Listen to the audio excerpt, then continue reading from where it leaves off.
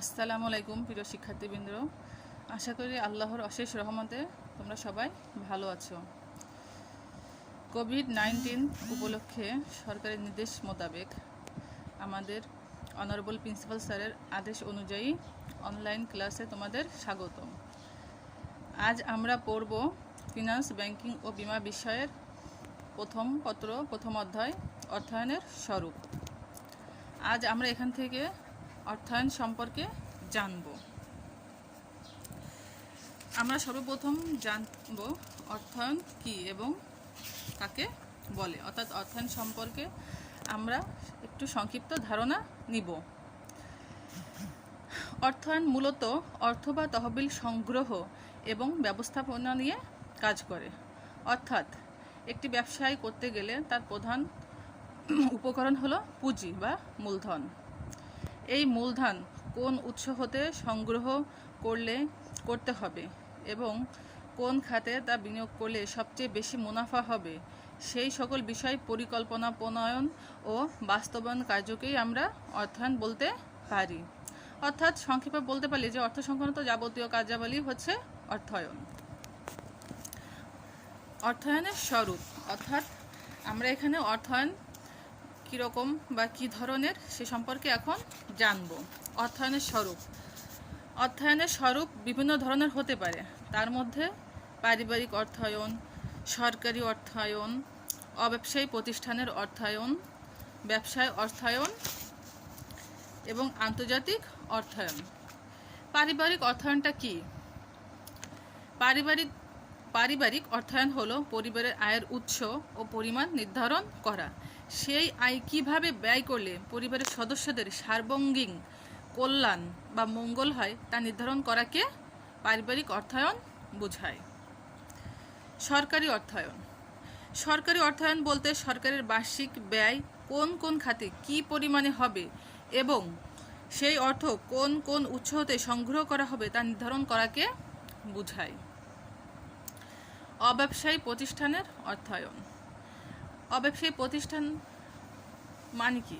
অব্যবসায়ী প্রতিষ্ঠান হচ্ছে সেই সকল প্রতিষ্ঠান যে প্রতিষ্ঠানের মূল লক্ষ্য মুনাফা অর্জন নয়, বরং সেবা জনকল্যাণ করা।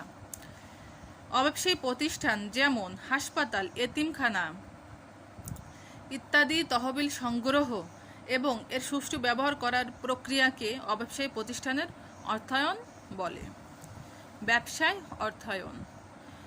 অর্থায়ন বলতে একটি ব্যবসায় সুষ্ঠুভাবে পরিচালনা করতে কী পরিমাণের অর্থের প্রয়োজন এবং তা কোন উৎস হতে সংগ্রহ করা হবে এবং কিভাবে বিনিয়োগ করলে বা কোন খাতে বিনিয়োগ করলে সর্বোচ্চ মুনাফা অর্জন হবে, তাই হচ্ছে ব্যবসায় অর্থায়ন। আন্তর্জাতিক অর্থায়ন বলতে একটি দেশের আমদানি ও রপ্তানি, বৈদেশিক মুদ্রার বিনিময় হার ইত্যাদি নিয়ে আলোচনাকে বোঝায়। আন্তর্জাতিক অর্থায়ন সরকার ও বিভিন্ন প্রতিষ্ঠানের ব্যবসায়ী প্রতিষ্ঠানের আমদানি ও রপ্তানি, বৈদেশিক মুদ্রার বিনিময় হার এবং বৈদেশিক বিনিয়োগ ইত্যাদি নিয়ে বিচার বিশ্লেষণ করা হয়। এখন আমরা দেখব এই অধ্যায়ের অর্থায়নের কার্যাবলী, অর্থাৎ অর্থায়ন কাজটা কি। অর্থায়নের কার্যাবলীকে 4টি ভাগে ভাগ করা হয়। প্রথমত তহবিল সংগ্রহ, মূলধন বাজেটিং সিদ্ধান্ত, স্বল্পমেয়াদী সম্পদ ব্যবস্থাপনা এবং সর্বশেষ হচ্ছে তহবিল বন্টন বা মুনাফা বন্টন। তহবিল সংগ্রহটা কি? আর্থিক ব্যবস্থাপকের প্রধান কাজ হলো পরিকল্পিত অর্থের সম্ভাব্য উৎসসমূহ চিহ্নিত করে সেখান থেকে তহবিল সংগ্রহ করা। তহবিল সংগ্রহের বিভিন্ন উৎস নির্বাচন এবং এসব উৎসের সুবিধা অসুবিধাগুলো, অর্থাৎ এই যে তহবিল যে উৎসগুলো আমরা চিহ্নিত করলাম সেখান থেকে অর্থ সংগ্রহ করতে গেলে আমাদের কি বেশি লাভজনক নাকি আমাদের বেশি অলাভজনক, অর্থাৎ আমাদের বেশি ব্যয় হবে, সেটা পরিকল্পনা গ্রহণ করা হচ্ছে কি তহবিল সংগ্রহের প্রধান কাজ।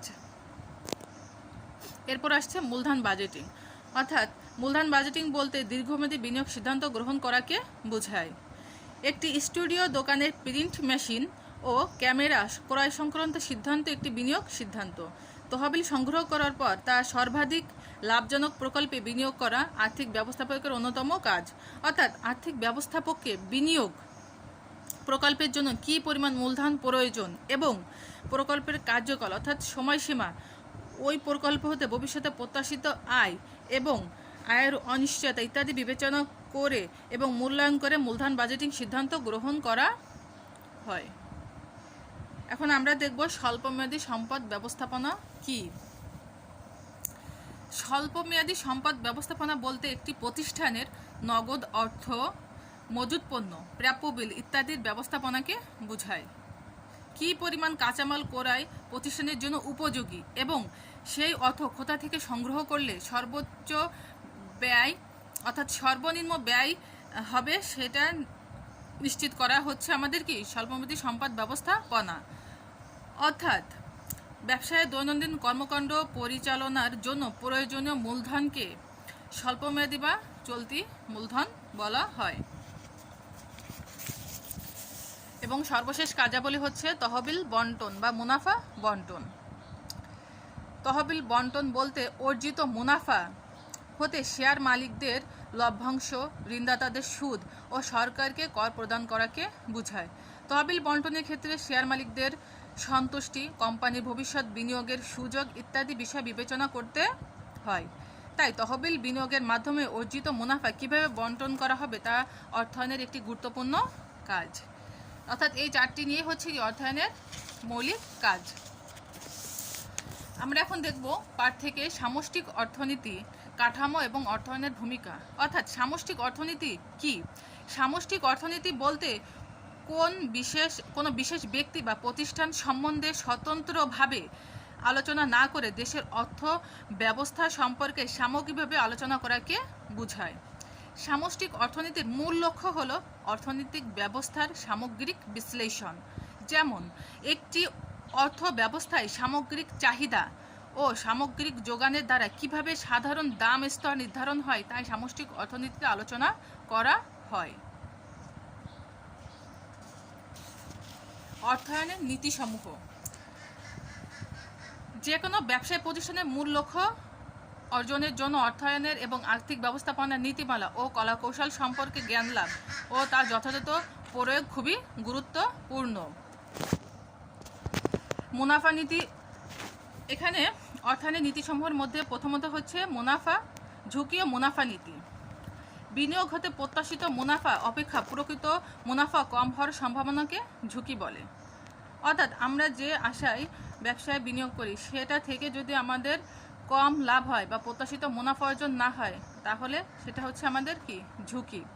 ঝুঁকির কারণেই বিভিন্ন ক্ষেত্রে আশানুরূপ মুনাফা অর্জিত হয় না এবং বিনিয়োগ ক্ষতির সম্মুখীন হতে পারে। বিনিয়োগ হতে প্রাপ্ত নগদ সুবিধাকে মুনাফা বলে। বিনিয়োগকারীরা মুনাফার আশায় বিনিয়োগ করে থাকে, আর এই প্রত্যাশিত মুনাফা যখন অর্জিত না হয় তখন থাকে সেখানে জড়িত ঝুঁকি। অর্থাৎ প্রত্যাশিত মুনাফার চেয়ে কম মুনাফা অর্জিত হলেই সেটা হচ্ছে ঝুঁকি। ঝুঁকি মুনাফা নীতি অনুসারে বিনিয়োগ যত ঝুঁকিপূর্ণ হবে প্রত্যাশিত মুনাফার হার তত বেশি হবে। অর্থাৎ ঝুঁকি যত বেশি মুনাফা তত বেশি, ঝুঁকি যত কম মুনাফা তত কম। এটা হচ্ছে আমাদের কি ঝুঁকি ও মুনাফার নীতি। তারল্য ও মুনাফা নীতি। তারল্য ও মুনাফা নীতি বলতে বোঝায় ব্যবসায়ের প্রতিটি আর্থিক সিদ্ধান্ত এমনভাবে গ্রহণ করা উচিত যাতে করে তারল্য এবং মুনাফা উভয় নীতি বজায় থাকে। অর্থাৎ আর্থিক ব্যবস্থাপক অর্থায়নের কার্যাবলী সুষ্ঠুভাবে সম্পাদনের জন্য এই নীতিটি অনুসরণ করে থাকে। আর্থিক ব্যবস্থাপনার প্রায় প্রতিটি ক্ষেত্রে এই নীতির ভূমিকা থাকে। প্রতিটি কাজে লক্ষ্য রাখতে হয় যে ব্যবসার তারল্য এবং মুনাফার কোনোটি যাতে ব্যাহত না হয়। অর্থাৎ এমনভাবে বিনিয়োগ করা উচিত নয় যাতে করে প্রতিষ্ঠানের দৈনন্দিন কার্যাবলী সম্পাদনের জন্য যে পরিমাণ অর্থের প্রয়োজন সেটার ঘাটতি থাকে। অর্থাৎ আমাদের তারল্য বজায় রেখেই কি আমাদের বিনিয়োগ করা উচিত যাতে করে আমরা আমাদের দৈনন্দিন কার্যাবলী সুষ্ঠুভাবে সম্পাদন করতে পারি। এই তারল্য নীতির মধ্যে আবার কিছু কিছু বিষয় থাকে, যেমন নগদ প্রবাহের পরিকল্পনা, প্রণয়ন ও বাস্তবায়ন, বিভিন্ন ধরনের তহবিল সংগ্রহ। এখন আমরা দেখব আরেকটা নীতি, পোর্টফোলিও বৈচিত্র্যকরণের নীতি। পোর্টফোলিওটা কি? আমরা জানি পোর্টফোলিও হচ্ছে এমন একটি প্রক্রিয়া যার মাধ্যমে একটি প্রতিষ্ঠান তার বিনিয়োগকৃত অর্থ একটি খাতে বিনিয়োগ না করে বিভিন্ন লাভজনক খাতে বিনিয়োগ করে ঝুঁকি সর্বনিম্ন করাকে পোর্টফোলিও নীতি বলে। অর্থাৎ পোর্টফোলিও বৈচিত্র্যকরণ নীতি বলতে বোঝায় ব্যবসায়ী বা বিনিয়োগকারী তার সকল অর্থ একটি সম্পদে বিনিয়োগ না করে একাধিক সম্পদে বিনিয়োগ করবে যাতে ঝুঁকি হ্রাস পায়, তাকে পোর্টফোলিও ও বৈচিত্র্যকরণ নীতি বলে। এবং ব্যবসার ক্ষেত্রে পোর্টফোলিও নীতি অনুসরণ একটি গুরুত্বপূর্ণ কাজ। এই তিনটে ছিল আমাদের অর্থায়নের নীতি। এখন আমরা দেখব অর্থায়নের উপর নীতিসমূহের প্রভাব, অর্থাৎ তহবিল সংগ্রহের ক্ষেত্রে বৈচিত্র্যকরণের নীতি এবং মুনাফা ও ঝুঁকি নীতির প্রভাব, মূলধন বাজেটিং সিদ্ধান্তের ক্ষেত্রে ঝুঁকি ও মুনাফা নীতির প্রভাব, চলতি সম্পদ ব্যবস্থাপনার ক্ষেত্রে তারল্য ও মুনাফা নীতির প্রভাব, তহবিল বন্টনের ক্ষেত্রে ঝুঁকি মুনাফা নীতির প্রভাব। অর্থায়নের লক্ষ্য: প্রতিটি কোম্পানি বা কর্পোরেট প্রতিষ্ঠানের মালিকানা ব্যবস্থাপনা হতে কোম্পানি বা কর্পোরেট প্রতিষ্ঠান মালিকানা প্রতিষ্ঠানের ব্যবস্থাপনা থেকে পৃথক। কোম্পানি পরিচালনার মূল দায়িত্বে থাকে ব্যবস্থাপকগণ। তাই ব্যবস্থাপক এমনভাবে কোম্পানি পরিচালনা করা উচিত যা কোম্পানির মালিকদের উদ্দেশ্য অর্জন অর্থাৎ মালিকদের সার্বিক অর্থনৈতিক কল্যাণ সর্বাধিকরণের চেয়ে বেশি গুরুত্বপূর্ণ ভূমিকা রাখে। অর্থায়নের মূল লক্ষ্য দুটি, এক হচ্ছে মুনাফা সর্বাধিকরণ ও মূলধন বা মুনাফা সর্বাধিকরণ ও সম্পদ সর্বাধিকরণ। মুনাফা সর্বাধিকরণটা কি? কোনো ফার্ম বা ব্যবসায়ী প্রতিষ্ঠানের মুনাফা বৃদ্ধি করাকে মুনাফা সর্বাধিকরণ বলে। সাধারণ অর্থে মোট আয় থেকে মোট ব্যয় বাদ দিলে যা অবশিষ্ট থাকে তাকে মুনাফা বলে। একটি প্রতিষ্ঠান বা ব্যবসায়ী প্রতিষ্ঠান সমাজের চাহিদা অনুযায়ী ব্যয় কমিয়ে গুণগত মানসম্মত পণ্য বা সেবা প্রদানের মাধ্যমে মুনাফা বৃদ্ধি করতে পারে। অর্থাৎ মুনাফা সর্বাধিকরণের ক্ষেত্রে আমাদের একটি বিষয়, কোম্পানিকে একটি বিষয় লক্ষ্য রাখতে হবে যে প্রতিষ্ঠানের ব্যয় সর্বনিম্ন করে পণ্য গুণগত মান কিভাবে উন্নয়ন করা যায় এবং সে অনুযায়ী চাহিদা পূরণ করে কোম্পানি কিভাবে বেশি মুনাফা অর্জন করতে পারে। সম্পদ সর্বাধিকরণ: মুনাফা সর্বাধিকরণের ক্ষেত্রে কিছু কিছু বিষয় বিবেচনা করা হয়, তা হচ্ছে মুনাফা অর্জনের সময় বিবেচনা করা হয় না। অর্থাৎ বিভিন্ন সময়ে বিনিয়োগ প্রকল্পের মুনাফা বিভিন্ন রকম হয়। যেহেতু ফার্ম তহবিল বিনিয়োগ করে মুনাফা অর্জনের জন্য, সেহেতু যত তাড়াতাড়ি এই তহবিল ফেরত পাওয়া যায় ততই ভালো, কিন্তু মুনাফা অর্জনের ক্ষেত্রে এই নির্দিষ্ট সময় অর্থাৎ কত সময়ের ভিতরে অর্থ ফেরত পাওয়া যাবে তা উল্লেখ করা থাকে না। নগদ প্রবাহ বিবেচনা করা হয় না। মুনাফা এবং নগদ প্রবাহ দুটি ভিন্ন ধারণা। মুনাফা পরিমাপ করা হয় বকেয়া নীতির ভিত্তিতে, নগদ প্রবাহ পরিমাপ করা হয় নগদ ভিত্তিক লেনদেনের মাধ্যমে। মুনাফা বৃদ্ধির অর্থ এই নয় যে শেয়ার মালিকদের নগদ প্রবাহ বৃদ্ধি পেয়েছে। শেয়ার মালিকগণ নগদ প্রবাহ দুইভাবে পেতে পারে, যেমন লভ্যাংশ অথবা মূলধনী লাভ। ঝুঁকি বিবেচনা করা হয় না। মুনাফা সর্বাধিকরণ লক্ষ্যে আরেকটি বিশেষ অসুবিধা হচ্ছে যে এক্ষেত্রে বিনিয়োগ হতে ভবিষ্যতে প্রত্যাশিত মুনাফা অর্জনে যে ঝুঁকি আছে তা বিবেচনা করা হয় না। সম্পদ সর্বাধিকরণ অর্থাৎ একটি প্রতিষ্ঠান বা কর্পোরেট প্রতিষ্ঠানের প্রধান লক্ষ্য হলো কি? সম্পদ সর্বাধিকরণ করা। সম্পদ সর্বাধিকরণ বলতে শেয়ার মূল্যের বৃদ্ধিকরণ বা সর্বাধিকরণকেই বোঝায়। শেয়ার হোল্ডারদের সম্পদ সর্বাধিকরণ ফার্মের একটি উল্লেখযোগ্য উদ্দেশ্য বা লক্ষ্য।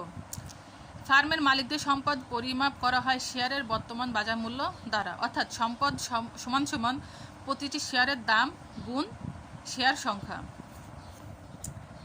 শেয়ারের মূল্য তিনটি বিষয়ের উপর নির্ভর করে: মুনাফা অর্জনের সময়, আয় বা নগদ প্রবাহের পরিমাণ এবং ঝুঁকি।